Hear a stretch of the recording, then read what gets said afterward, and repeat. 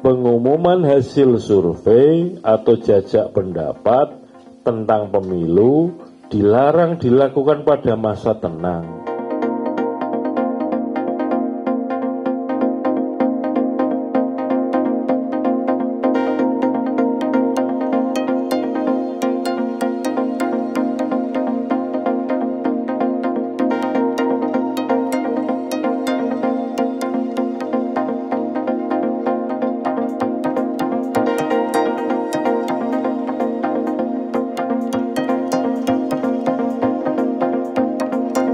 Berkaitan dengan hal ini, kalau teman-teman yang ada di grup jurnalis KPU kan sudah tahu, ya kan?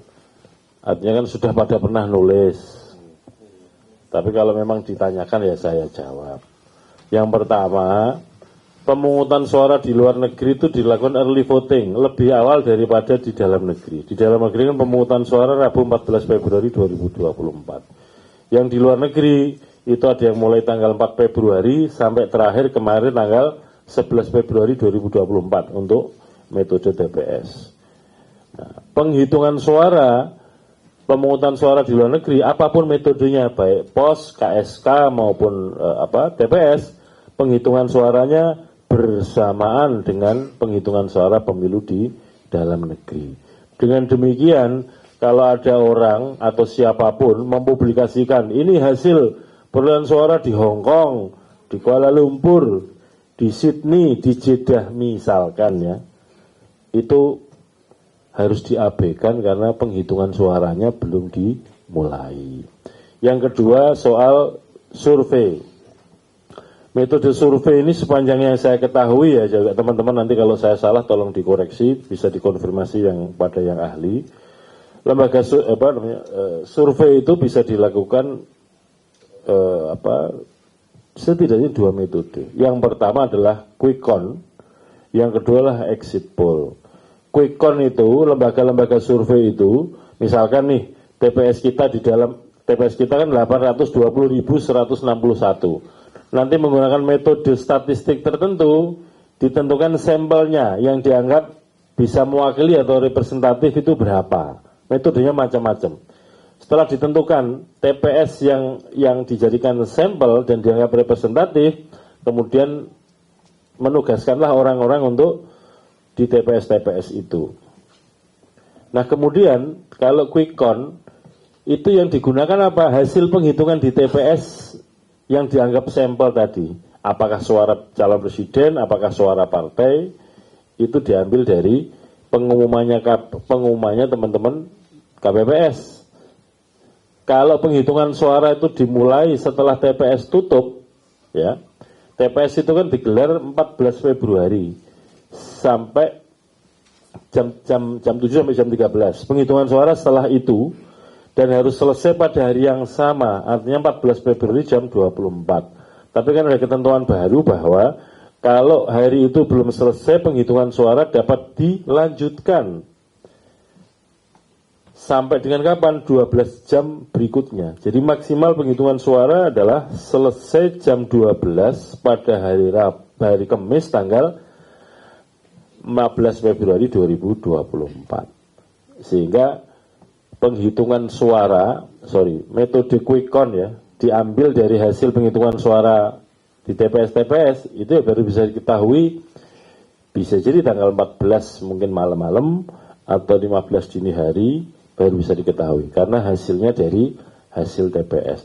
Kalau exit poll itu metodenya adalah ada orang setelah milih ya, kemudian ditanya oleh periset itu, Mas Vito milih apa? Itu milih nomor berapa? Itu yang dicatat oleh periset dan kemudian disusun menjadi hasil prediksinya menurut exit poll.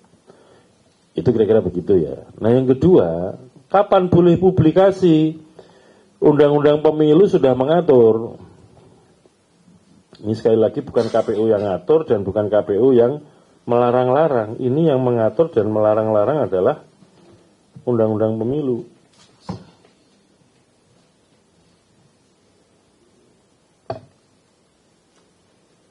Supaya jelas ya, sudah jelas saja sering dipelintir apalagi nggak jelas.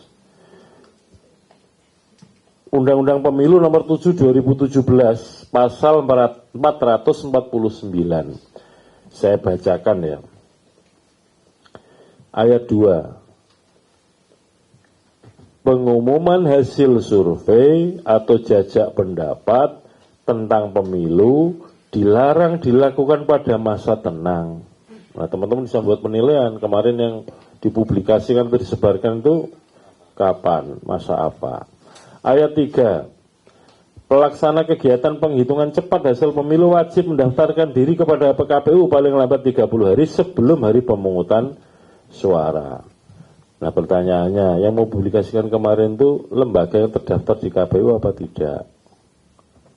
Diterbitkan sertifikat oleh KPU atau tidak? Ini kan bisa dicek sama-sama. KPU kan sudah pernah merilis nama-nama, jumlah dan nama-nama lembaga survei ya. Nanti bisa dicek lagi di grup jurnalis. Bisa dicek apakah yang merilis hasil exit poll itu ada di situ atau tidak. Kemudian ayat 5-nya, pengumuman perakiraan hasil penghitungan cepat pemilu hanya boleh dilakukan paling cepat 2 jam setelah selesai pemungutan suara di wilayah Indonesia bagian Barat. Ayat 6, pelanggaran terhadap ketentuan ayat 2, ayat 4, dan ayat 5. Ayat 4 itu, ayat 5 itu tentang batas waktu kapan boleh dipublikasikan. Merupakan tindak pidana pemilu. Jadi kalau ada orang mempublikasikan hasil survei, perkiraan hasil pemilu,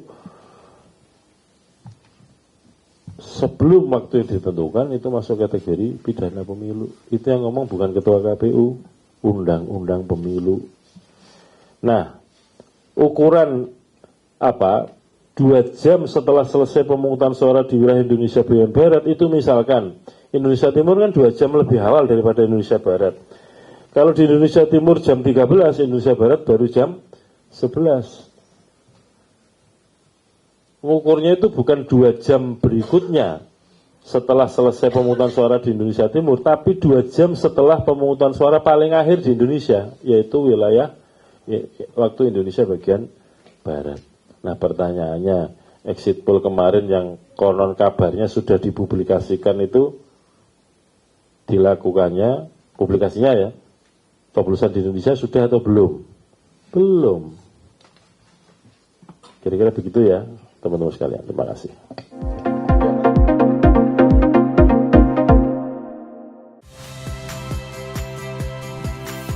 Saya Radi Saputro.